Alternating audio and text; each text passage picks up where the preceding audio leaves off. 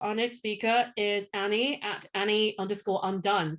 Annie identifies as a relationship anarchist, and she will be talking about RA as a life philosophy that is applicable to all relationship styles from monogamy to polyamory.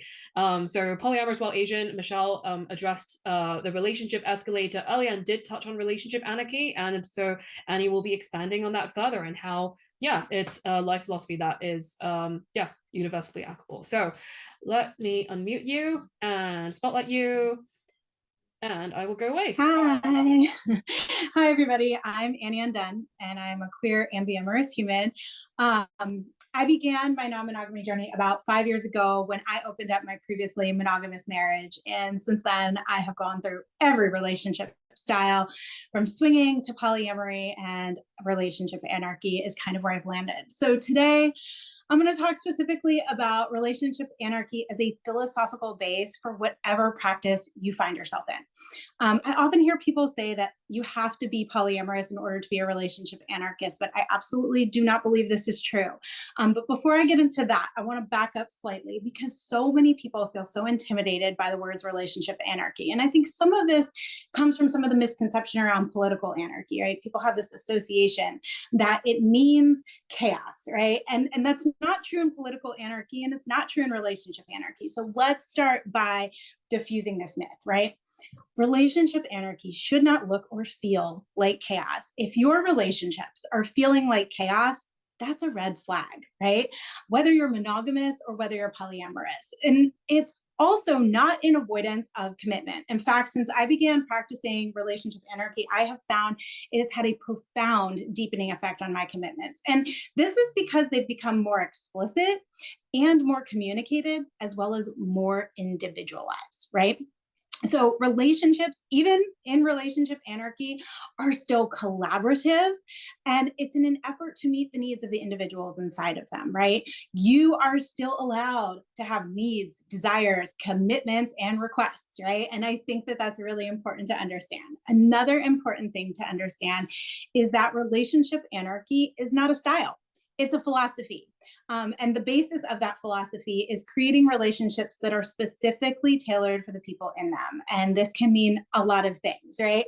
My favorite document and the guiding document of RA is the Relationship Anarchy Manifesto by Andy Nordgren. I absolutely encourage you to read this.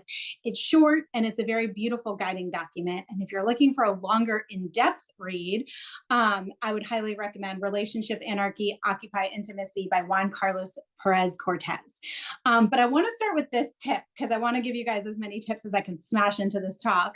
If I were out there dating and somebody was saying that they were a relationship anarchist, I would be asking them if they had read the Relationship Anarchy Manifesto and if they had read Occupy Intimacy, because I think it would be really difficult to begin a practice without first digging into the literature.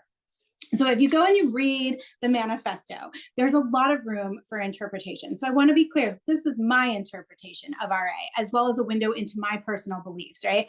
I think that everyone who practices should develop their own informed philosophy and perspectives, because that's what RA practice is all about, that individuality, right? So what does RA philosophy mean? Well, to me, it means that it can be practiced within any relationship style, whether that is monogamous or non-monogamous. The point being that you have a choice, you've entered into your relationship style consciously and freely, and that it feels balanced in both terms of autonomy and interdependence. I think a lot of people, when they're looking at RA, they sort of see it as like this endpoint, right? For example, you move through opening from monogamy into polyamory, and finally you arrive at relationship anarchy. And of course, that can be true, right? But it's not only true, and it's not a requirement to have moved in that direction. In fact, now when I encounter monogamous couples who express an interest in becoming open, my first suggestion to them is to explore RA as a philosophy. Why?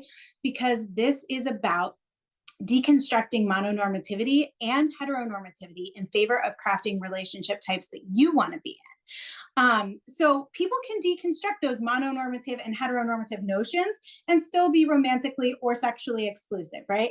One of the keys to this for me has been seeing love on an equal plane. That is my friendships, familial, romantic relationships, and the relationship with the self. These are all equal types of love. This has helped me feel more autonomous as a being, and I feel like that's a really amazing place to start. So deconstructing mononormativity has been a way to help me evaluate my thinking, right, when it comes to certain concepts like time entitlements. I'll give you a hint. This is one that's really big for couples who might want to open up. Is my partner's free time automatically my time, right?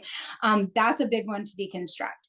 When I've hit roadblocks along the way of how should a couple present? How should I present as a couple, right? Relationship anarchy helps me kind of divest from the relationship escalator. As an example, if I rent an apartment with my partner, do I have to live there full time, right? Relationship anarchy has invited me to bust those mononormative tropes. And one of the questions that I ask myself the most is this something that I want? Or is this something that I think I should want based on what society often prescribes in relationships, right? So whether you're monogamous or polyamorous, these are skills that are enriching and they help us break codependency in favor of interdependence and security with the self, which I feel is really important. So I consider myself to be a self-partnered person first, right? I want to be sure that I'm seated in my own power. And that's part of why I like the concept of decentralizing romance, because I think that it puts me in the seat of power. And I'm deeply committed to all of my partnerships, which includes myself and my family. One of the last points I want to bring up in this talk in closing is to say that my RA practice is something that I feel is very much alive, right? I feel like a lot of people are very curious about relationship anarchy. They're very interested in deepening into those ideas, but then they become afraid because they feel a pressure to show up perfectly in that. In relationship anarchy, it may not be a style, but it is still a practice, right? In the same way that we say we're practicing monogamy, or we're practicing polyamory, right? We're practicing relationship anarchy. You don't have to show up perfect to that. I struggle with lots of things. I struggle with time entitlements. I struggle with mononormative ideals that are just so ingrained. I struggle with attachment issues. And it's about having a place to deconstruct those pieces on my journey, not about showing up perfectly. So I want to really hit home that perfection is not a prerequisite to starting a relationship anarchy practice, right? It's an exploration. It's about seeing autonomy and building specific relationships and how those fit together in a very individualized way. So I hope that I've demystified some of this a little bit for y'all today. If you want to take a deep dive into this, I will be doing a workshop with Laura Boyle on July 28th called What the Fuck is Relationship Anarchy? So happy to be here with everybody today. So happy to see everybody supporting a free Palestine. Thank you so much for having me.